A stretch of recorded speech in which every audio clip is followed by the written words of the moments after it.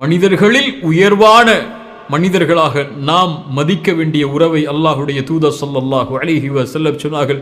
உம்முக் உம்முக் உம்முக், உன் தாய் உன் தாய் உன் தாய், சும்ம அபூக், உன் தந்தை என்று பெற்றோர்களுக்கு நன்றி உள்ளவர்களாக நடத்தல். அல்லாஹ் இந்த மனித இனத்தில் பெற்றோர்களுக்கு ஒரு மனிதன் நன்றி உள்ளவனாக இருப்பதை ரப்பு கடமையாக்குகிறான். அவர்களுடைய பெற்றோரிடத்திலே நல்ல முறையில் நடந்து கொள்ள வேண்டும் என்று அல்லாஹ் அவர்களுக்கு அறிவுரை கூறுகிறான். ஹமலத்துஹு உம்முஹு வஹ்னன் அலா வஹ்னின் வஃபிசாலுஹு ஃபீ ஆமைன். சிரமத்தின் மேல் சிரமத்தோடு அந்த தாய் அவளை சுமந்தாள். இன்னொரு வசனத்தில் குர்ஹன் அலா குர்ஹின், கஷ்டத்திற்கு மேல் கஷ்டப்பட்டு சுமந்தாள், வெளியாக்கினாள். ஒரு தாய் 10 மாதம் ஒரு குழந்தையை சுமப்பது என்பது சாதாரண காரியம் அல்ல. இப்னு உமர் ரலியல்லாஹு அன்ஹுமா அவர்களிடத்திலே ஒரு மனிதர் ஹஜ்ஜுடைய நேரத்தில் வந்தார். என் தாயை நான் ஹஜ் முழுவதும் என்னுடைய முதுகில் சுமந்து நான் ஹஜ் செய்தேன், நான் என் தாய்க்கு நன்றி செலுத்தியவனாக ஆகிவிடுவேனா? இப்னு உமர் சொன்னார்கள், உன் தாய் உன்னை 10 மாதம் சுமந்து அந்த கடைசி நேரத்தில் வெளியாக்கிய பொழுது அவள் சிரமத்தால் கதறிய அந்த கதறலுக்கு கூட நீ செய்த காரியம் நன்றி செலுத்தி முடிக்க முடியாது.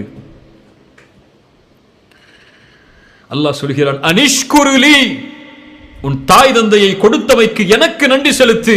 வலிவாலிதைக, உன் பெற்றோர்களுக்கும் நன்றி செலுத்து.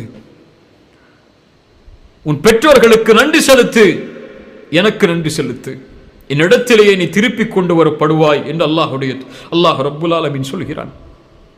அல்லாஹுடைய இந்த படைப்பில் உயர்வான எம்முடைய மதிப்பாக கருதப்பட வேண்டிய பெற்றோர்களுக்கு நன்றி செலுத்துபவன் அல்லாஹ்விற்கு நன்றி செலுத்துபவன். அல்லாஹ்விற்கு நன்றி செலுத்துபவன் வெற்றி அடைவான்.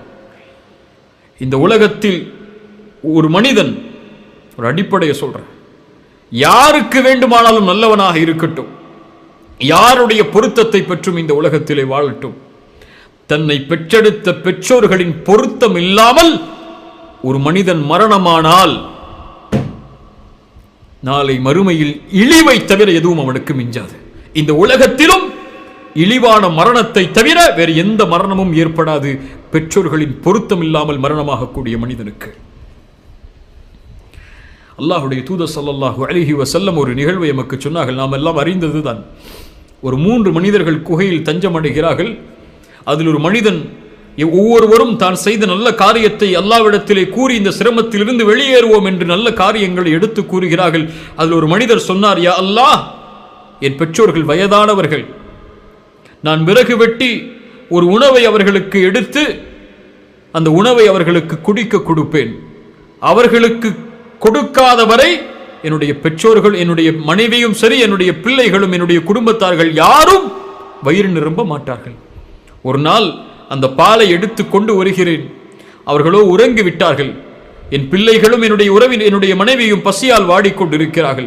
இருந்தாலும் என் தாய் தந்தைக்கு பிறகுதான் இவர்களுக்கு உணவு என்ற நிபந்தனையின் காரணமாக அவர்கள் விழிக்கும் வரை நான் அவர்களுக்கு அருகிலேயே அமர்ந்திருந்தேன். சொன்னார்கள் அழகிய வார்த்தையில், அவர்களை நான் எழுப்புவதற்கு, அந்த எழுப்பக்கூடிய காரியம் அவர்களுக்கு நோவினை தரும் என்பதை நான் வெறுத்தேன். அவர்கள் விடியும் வரை அவர்களுடைய அருகிலேயே அமர்ந்திருந்தேன். விடிந்தவுடன் அவர்கள் அதை அருந்தினார்கள். அதற்கு பிறகு என்னுடைய மனைவிக்கும் பிள்ளைகளுக்கும் கொடுத்தேன். இறைவா, இதை நான் உன் பொருத்தத்திற்காக செய்திருந்தால் இந்த சிரமத்திலிருந்து எனக்கு வெளியேறு என்று கூறிய அடுத்த மாத்திரத்திலேயே அந்த குகையுடைய கதவு திறக்கிறது என்றால் ரப்பு கேட்கிறான், அதை அங்கீகரிக்கிறான். அல்லாஹ் அங்கீகரித்தால் சிரமங்கள் நீளும். அனிஷ்குருலி வலிவாலிதைக, வயதான அந்த நேரத்தில் ரப்பி அவுஸிஅனி அன் அஷ்குர நிஅமதக அல்லதி அன்அம்த அலைய, யா அல்லாஹ், எனக்கு நீ புரிந்த இந்த அருளுக்காக உனக்கு நன்றி செலுத்தக்கூடிய வாய்ப்பை எனக்கு கொடு என்று அல்லாஹ் ரப்புல் ஆலமீன் துஆ செய்யுமாறு ஏவுகிறான். பெற்றோர்களுடைய சிறப்பை கூறியதற்கு பிறகு அடிப்படை, பெற்றோர்களுக்கு நன்றி செலுத்த நீ என்னிடத்திலே கேள்.